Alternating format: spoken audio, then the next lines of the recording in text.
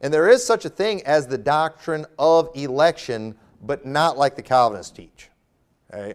And here is the doctrine of election in a nutshell. I don't want to spend a lot of time on this.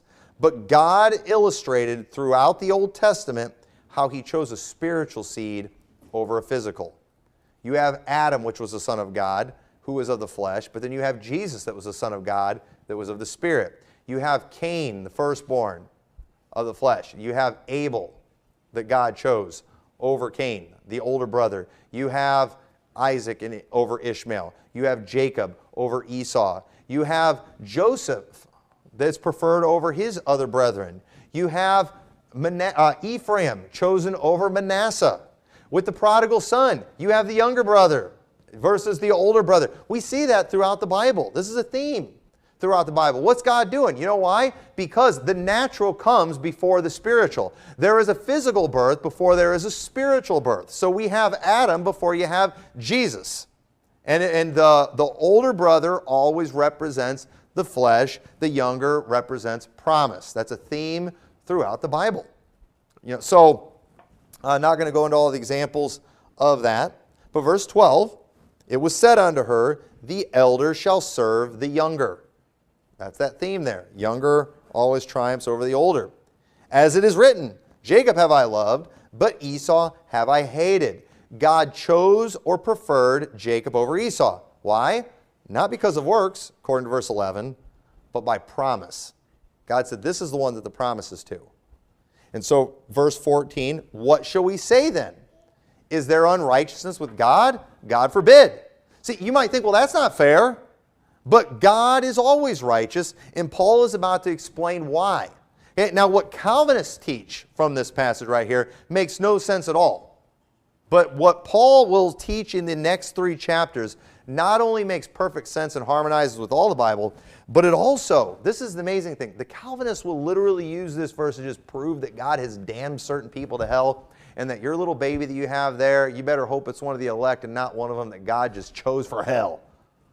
So I don't know, that doesn't sound very good. Who are you to say anything against God about that? And then they'll use Romans 9 to do that. It's such a wicked, blasphemous teaching. Because here's the thing. If Calvinists would get their faces out of Romans 9 and read all of chapter 9 and chapter 10 and chapter 11, they will see, and we will see when we get to chapter 10 and 11, that this is not even a passage that's just horrible towards Israel. He's actually going to go, and when he gets to chapter 11, he is showing this amazing mystery of God's love and how He still made a way for Israel to be saved. So they use this passage here to teach some people are just damned and there's nothing they can do about it. And that's not what the Bible is teaching at all. That's not even close. God is showing that God has always chosen those of the Spirit, those of promise, over the physical. The physical are dead meat. You know what he's about? I don't want to get ahead of myself. You know what Paul's about to teach? That this nation was raised up for destruction. Don't want to get ahead of myself. This was raised up for destruction. You know what else he's going to teach later, though? That these people can become a part of this.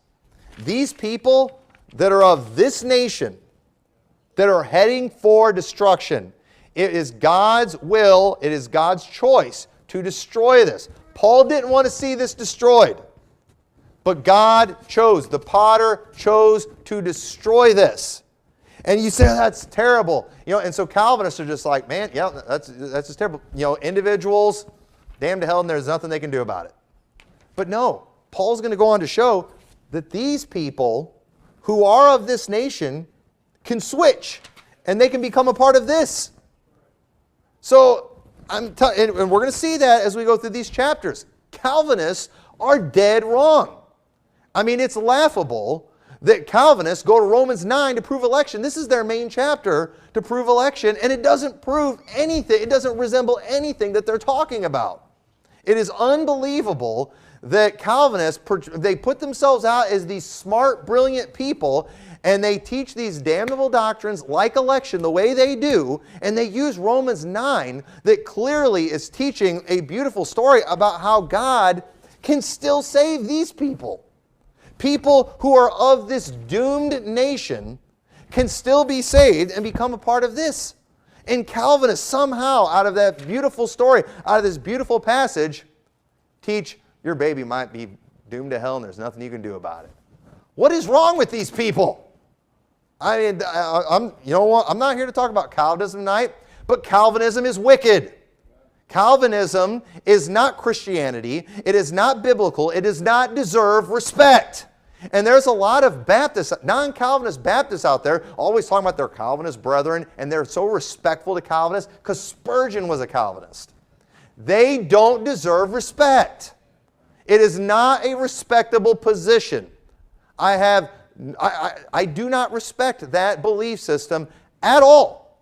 I have more respect for Zionists, I have more respect for pre-tribbers than I do Calvinists. Zero respect from Calvinists that you could take, after we go through these chapters, and you see what the Bible is clearly teaching, and to think that they can pull babies, unelect babies are going to go to hell from this is unbelievable. When you just think that, when they can concoct that wicked of a doctrine from this beautiful passage of Scripture.